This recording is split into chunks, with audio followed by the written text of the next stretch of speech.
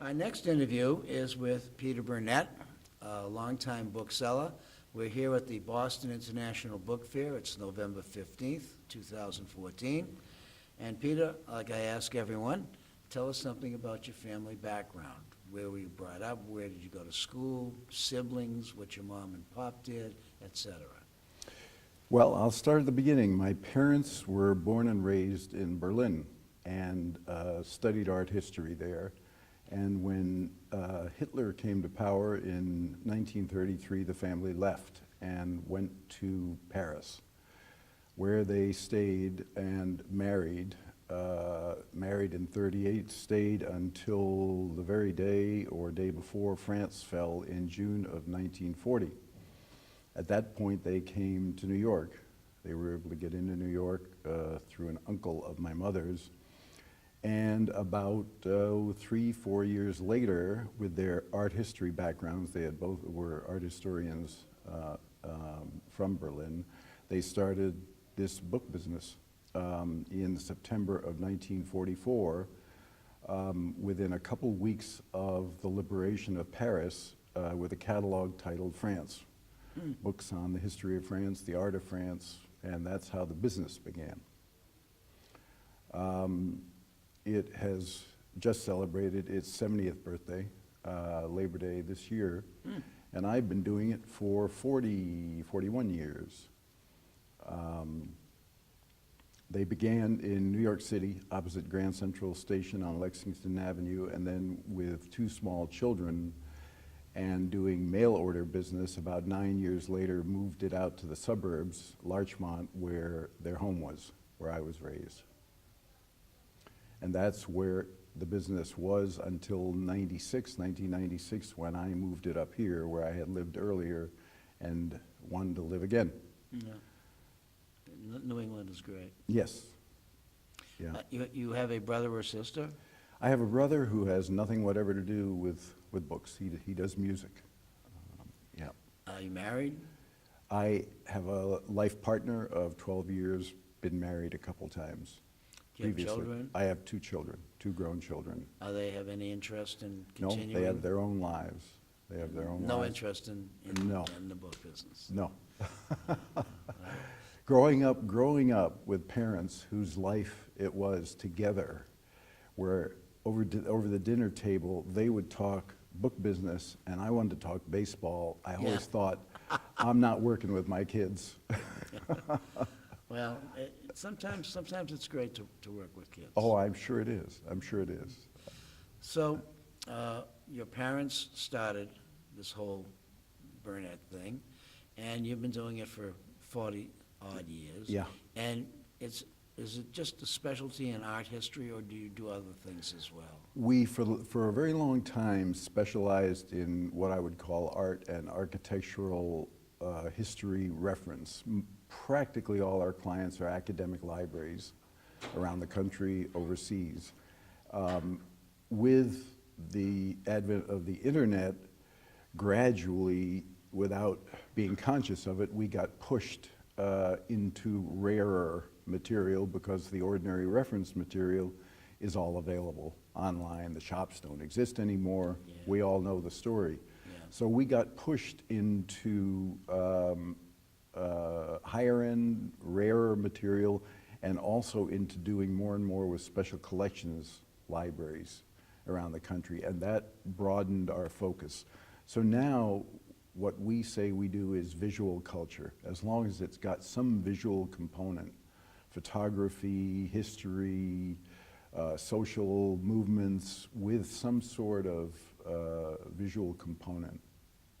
We will go after that kind of material. Are you an online bookseller? We have an online presence, yeah. Do you have a shop that's open? Yeah, I'm downtown Boston. So you really have all the gamuts. What would you say the percentage of your business is, just roughly, between what percentage on the internet, what percentage on the shop, what percentage in fairs and catalogs? We do practically all our business with libraries. There's very, very little on the internet, very, very little out of the shop. It's coincidental if somebody comes in And if somebody comes in, it's often a librarian who knows us. But our business is still the way it has always been. It's with academic libraries. We visit them, and we send catalogs, and that's how we do our business. That end of things has changed very, very little. Really? Yeah, very little, remarkably little. What about collectors? We don't have a lot of collectors. We've never focused really on book fairs, which we're doing more of now. We put all our attention to libraries. So we would go to the Boston Fair because it's local, and we would do the ARLIS meeting, which is the Art Library Society Right. annual meeting, which moves around the country. And we've always had a big presence there, but lately we decided we've got to do more with fairs, so we're doing California, we're doing New York, in addition to these other couple. So far, how do you rate it so far, Rate, the fair? oh, this fair? Yeah. Yeah, it's good, it's good. We've sold some things, and we are always eager to buy at fairs. Right. It's a wonderful source of books these days, where you get 100 dealers or however many under one roof at one time. Lock the doors. With great material. Yeah, we love it. We love it, and of course, getting in early, you know. Yeah, there are certain advantages Yeah. to being in the show. Yeah. When did you stop doing, did you originally do book fairs, or did you just recently coming into the book fair genre? No, we never did book fairs very much. We would occasionally do the New York Fair, particularly when we were down there, and once every 5 or 8 or so years do the California Fair, and we would never do very well. And we would always say, well, we have to do these fairs once every 5 or 10 years to Yeah. prove to ourselves why we don't do them. Yeah, that's a good point. But of late, it's turned around, and we're doing much better at fairs. Why do you Probably think? because our material is broader. I would think that there's a broader range, that our material had been very academically oriented, and so not so glitzy, not so colorful, doesn't look so good under glass. But over the last years, we've moved more and more to the kinds of things that people coming into a fair might be attracted to. What, the demographics of your customer base, is it, when you say librarians, are they mostly younger or older librarians? And your clientele at the book fair, have they been mostly younger or older? No, the librarians span the gamut. Yeah. Span the gamut. We meet new librarians all the time. Obviously, the baby boomers are coming through into the retirement phase, Yeah. and we're losing some of our longtime contacts. And then we just try to reestablish and hope for the best that we can reestablish these relationships, because the key to our business has been these personal, interpersonal relationships with the librarians. We know almost everybody who buys books from us. It's not by mail or by phone or whatever. We go see them, they know us, and many of these relationships go back 20, 30 years or more. But when the young crowd comes in, we just, we hope to rekindle things, and we see that happening. It's almost like you're reinventing yourself to a new group of people. That's right, that's right, and of course it's happening more and more. Yeah. With the age we are. Yeah, well, obviously, you know, a lot of my great customers are long gone. Yeah, And librarians that I've dealt with for years and years, they've either retired or died. And there's a whole new batch of librarians. Some of them are technocrats Yeah. rather than book people. that's right, and that scares us to death when we Yeah. hear that, and we just hope for the best. We just hope book people come into these high-level positions. It would be nice, but sometimes it doesn't work out that way. Right, right.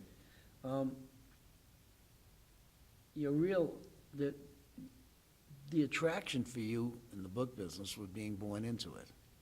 Did you have any choice at all, or did you just simply say, I like this? No, quite the contrary. I actually early on didn't want to do it at all. I was up here in the 60s and early 70s trying to change the world. I was working in the anti-poverty program.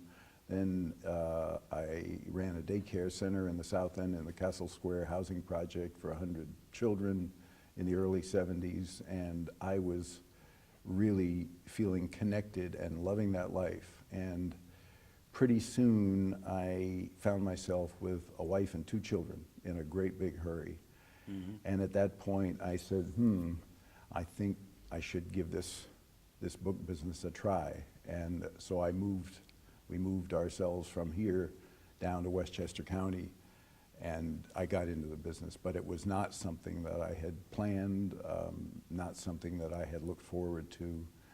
And so it took a while to grow on me. Yeah. It took a while to grow on me. I kind of left the Boston area kicking and screaming. I love the Boston area. I love New England. I was going to the Cape in summers and all those things one loves about New England. I was giving up.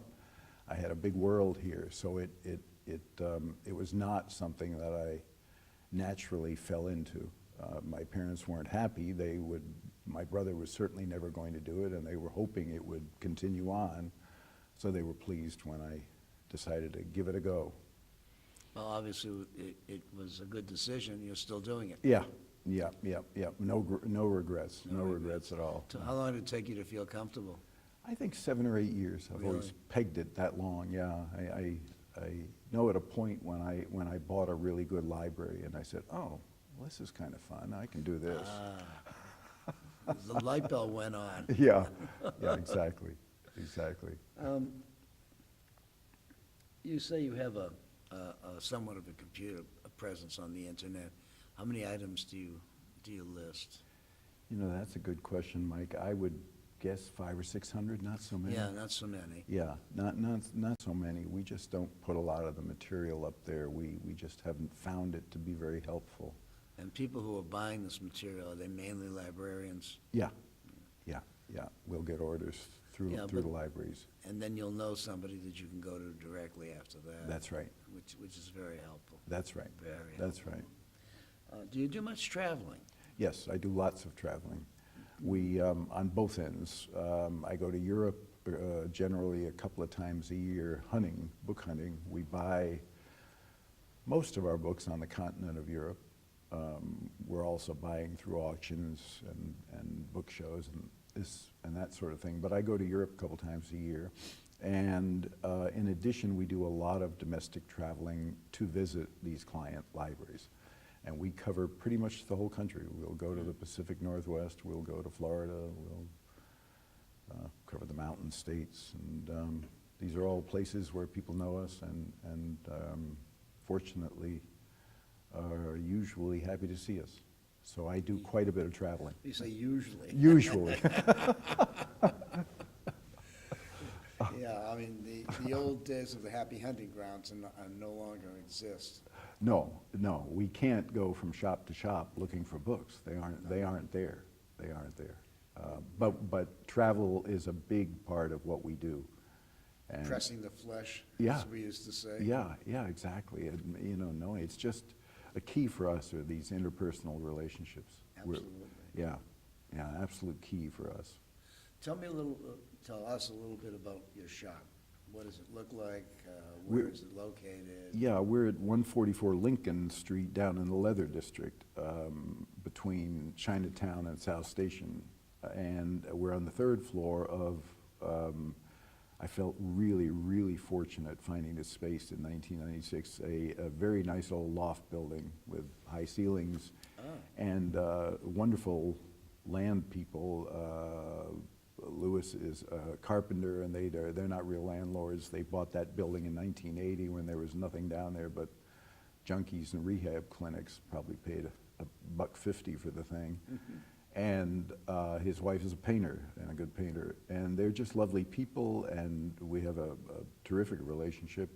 We have 2,200 square feet and high ceilings. And it's just a nice space, some big windows, so light comes in, and it's a place that makes me happy every time I get there. Where do you park? Oh, that's a sore story. When I drive and I split it with the T, and I'm doing more of the T, the garage across the street was $18 maybe 2 or 3 years ago. It's 36. Of course. It's 36. I got to sell more books just to pay for my car across the street. Right. Oh yeah, it's crazy. It's crazy down there. I wonder when it'll be 50. I mean, it's just going up and up. Yeah, this thing, you have the special event in the area, they'll probably overcharge again. Yeah, yeah, You just don't know. yeah. Let's see. Other than your family, who were some of the people in your career that you looked forward to as mentors, as people you could ask questions to, people who you value their opinion? Well, early on, my parents had a very close relationship with Jeffrey Steele.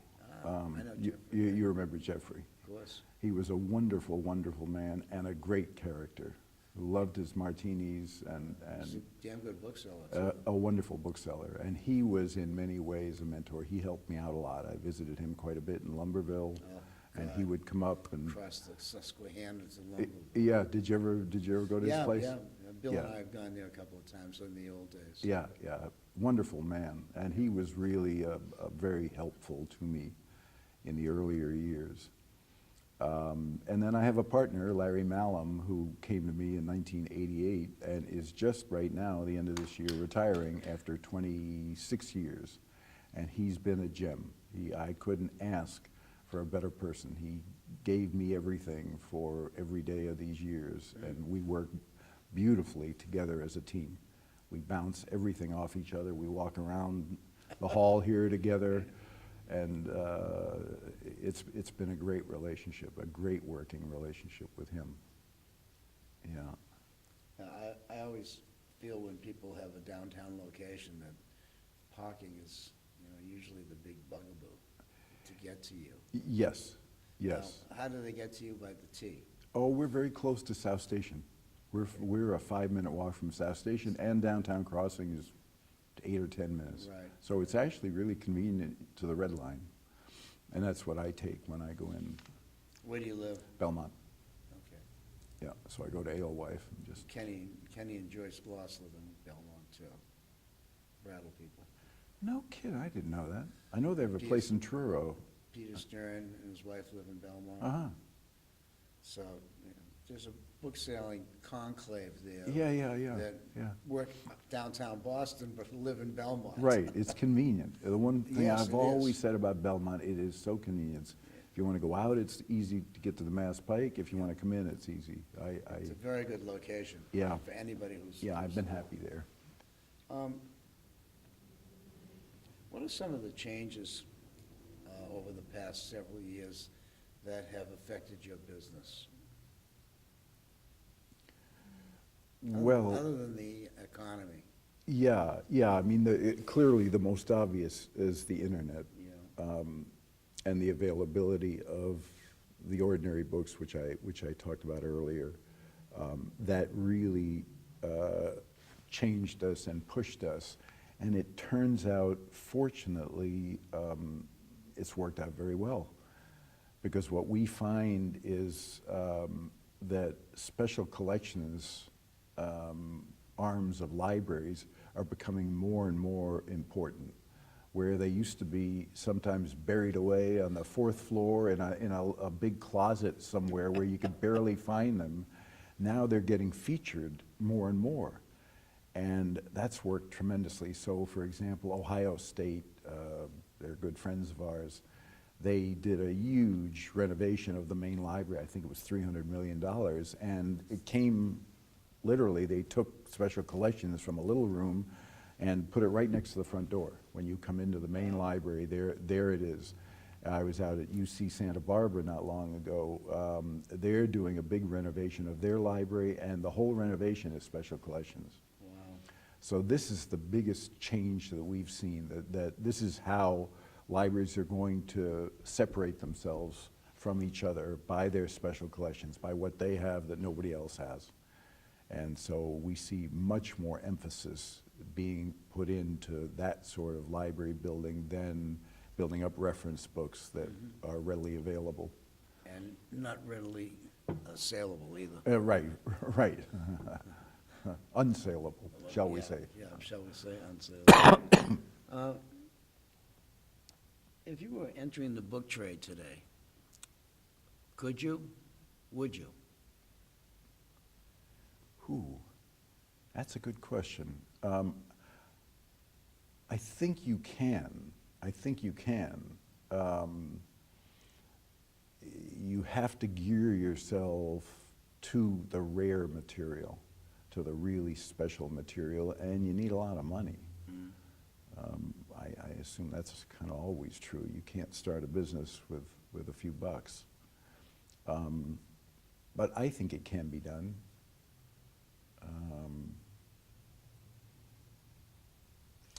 We see a number of young booksellers here, people who have been in the trade for only a few years, and there seems to be a number of them are sort of like rising stars. They seem to be interested, they seem to be knowledgeable, and they seem to have a general love of the antiquarian book trade. Yeah, so I think, I mean, the rare material is going to be around forever. Yeah, The rare material is not going away. The ordinary books are going away. yeah. But the rare material will be around. The original material, the photographs, the... Scrapbooks with Exactly, exactly. letters and documents. Yeah, yeah. I mean, I once asked an autograph dealer, what's going to happen? Everybody sends emails nowadays. Nobody writes letters. He said, well, the important people still write letters, and they'll be available for sale. Yeah, that's interesting. That's But interesting. who knows? Who knows? Yeah. I think the challenges that face us as booksellers is something we have to really look at.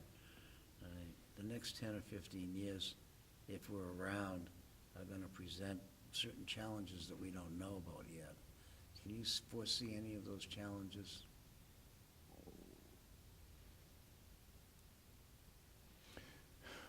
You know, I really can't from our world, because our world is so university-oriented, and the American university system is so remarkably healthy. That's the way it appears to us. Yeah. That you can't go to a campus where there aren't some huge building projects, cranes all over the place. Everywhere. So from that standpoint, I don't see problems. Obviously, if the economy crashes, there are problems. In 08, 09, our business just stopped for 6 months. It just stopped because everybody froze in place. So that's unpredictable. Who knows? That could happen again. I somehow feel that with our emphasis on the universities, that my hope is that this is a pretty steady clientele. Well, it's steady, but as we both know, librarians quit, they go to different colleges, they retire, they die, and a new crop comes along. And one finds themselves having to reinvent themselves to a new group of people who are, fresh in. That's right. That's right, and you don't know. It's a crapshoot. You can lose a friend and not regain the successor as a friend. You don't know. And so many of them are technocrats rather than book people. Yeah, we see that for sure. I'm sure that you see it in your end, Yeah, at least. yeah, and certainly a lot of the younger universities have sort of pushed in that direction, away from building the libraries with books. Yeah, I don't understand it, but, what are you gonna do? Right. I asked you about some of the young booksellers.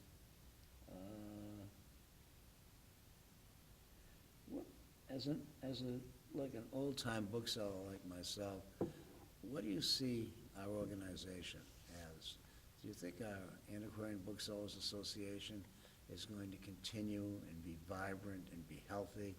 Or do you think as time goes on, it's going to wither and fade? Well, I don't see it withering and fading. I see it as the book fairs is certainly a focal point of the association, and they seem to be thriving. So my assumption is that the association is going to continue to thrive. Yeah, I would like to think so. You're doubtful. Well, I take a look at, for example, I'd like to see more women in the trade. Yeah. Or Yeah. as members. And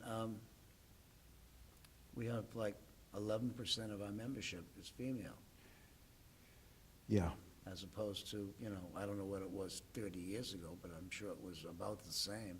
I don't think it's changed much. yeah. I've noted that because I had a woman with me recently, and she noted it, Yeah, right away. She said there's so few women yeah. who actually run their own businesses. There And used it's to be funny more. because you don't think of this as a particularly masculine field. No, no. It's not. No, it's not, and it's attractive to a lot of, to a cross-section of our society. Yeah, So I don't think of it as that, but there's very few women in the trade, and I would like to see the trade have more women. I'd like to see more women getting involved in the running of the organization. yeah, You know, we've had a few female presidents, but it still always boggles my mind how some people feel that this is like a masculine business, that, you know, women can't carry a box of books, or women can't, you know, do this or do that. So I find it very interesting. yeah. No, my wonderful assistant who's out there now lifted about 5 or 6 25-pound volumes of Oh, yeah. orchid books and put them on top of our case without my knowing it. I was around shopping yesterday. I said, Erica, you didn't need to put those up there. I have no idea how she got them up there, but she'll do anything. She'll do absolutely anything. And then we sold them, and they all had to come down. Did she bring them down, or did you have to bring them down? She actually brought most of them down. I said, let me do it. No, that's easy. It's easy. That's great. Yeah, she's terrific. She is terrific. That's great. Well, we're almost to the end of our little session here. Things go pretty fast when you're Uh-huh. having a good time.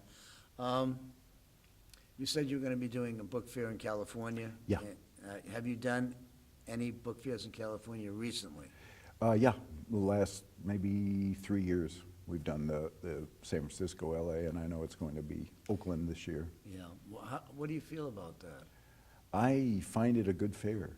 It's somewhat of a different crowd out there. And Well, I meant the San Francisco Oh, fair is vers- one ver- thing, but now they're moving into Oakland.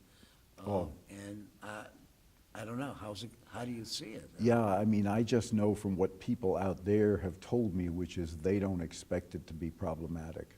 Okay. You know, one can't know until it happens, and even then, you won't necessarily know unless attendance is way down. But somehow It's a nice location, isn't it? I think so. It's a hotel not far from the airport. Is that what it is? It's a convention center, hotel, not far from the airport and close to the water, Yeah, which makes it very pleasant. Yeah. I would think. yeah. But I know nothing about the area. No, I don't either. I know up near the campus in Berkeley, Berkeley. and yeah, no, I don't know anything about the area. But the people I've talked to out there, excuse me, I was out there in October, I guess. They all seem very blasé, very. It'll be fine. It'll work out fine, is what their thinking was. So I can't dispute that. I have no way of No. knowing. No, and it's an easy, there's a BART station right near Yes. it, so you can come from San Francisco by BART and from other parts of the area. Yeah. So I'm thinking it's going to be a very good fair, because there's never been anything in Oakland. Right. I mean, even back to the days of Holmes Book Company. Yeah. There's never been a book fair in Oakland that I can remember. Right. And they say the whole area of the East Bay is going to be opened up for them to come and see it. Yeah, yeah. And with the BART station nearby, it shouldn't be a problem Yeah. to get to. Well, Peter, thank you very much for participating. Thanks, Mike. We've I had a- appreciate the chance.